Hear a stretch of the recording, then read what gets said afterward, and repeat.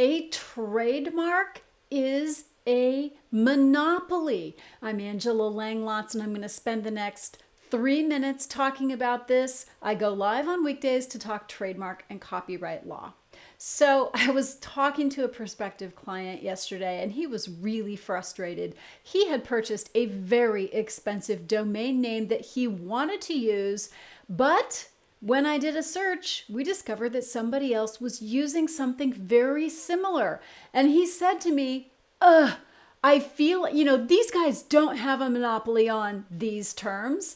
And I said to him, actually, yes, they do, because they have a federally registered trademark. They absolutely do have a monopoly on the use of their trademark in conjunction with their goods and services. Yes, my friends, if you're granted a trademark, then you have a monopoly. It means that you have the exclusive right to use that word or phrase or design in conjunction with the offer for sale of your goods and services. And that monopoly doesn't just cover your exact goods, but it extends to any goods that are related to yours, okay? So I want people to understand that. Don't go off and start buying up properties willy-nilly when you don't know if you can use that trademark with those goods and services. That is a very expensive mistake that I see people making over and over and over again. And then they come to me and they get cranky when I tell them the bad news. You're not probably going to be able to get a registration for whatever term you want because someone else already has a registration that will be considered confusingly similar. If it's going to be confusingly similar, then the trademark examiner is going to refuse your registration. Remember, the point of having trademarks is to distinguish your goods and services from other people's goods and services.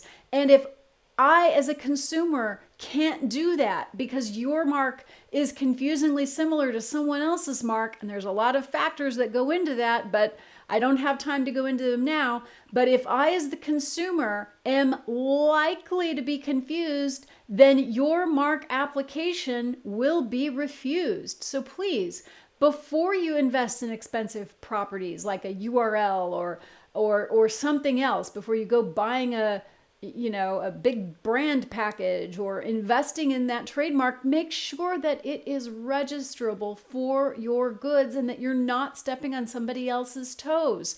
I don't like to give people the bad news, but like I said to this person, I said, look, people pay me to tell them the truth, not what they want to hear. I don't like having to tell you all of this, but I would be not doing my job if I were to tell you, oh yeah, I'll take your money and try to register that, knowing that I can't get you a trademark registration. That's not the way I do business. So I had to give this person the bad news, and I don't think they were very happy, but like I said, it's not my job to tell people what they want to hear. It's my job to help people get their trademarks registered and protected. I'm Angela Langlotz. I go live here on weekdays to talk trademarks and copyrights, and you can message me any trademark and copyright questions on my Facebook page at facebook.com/trademarkdoctor. You can find me online at TrademarkDoctor.net, and if you head on over to YouTube, I have a whole video library of stuff over there,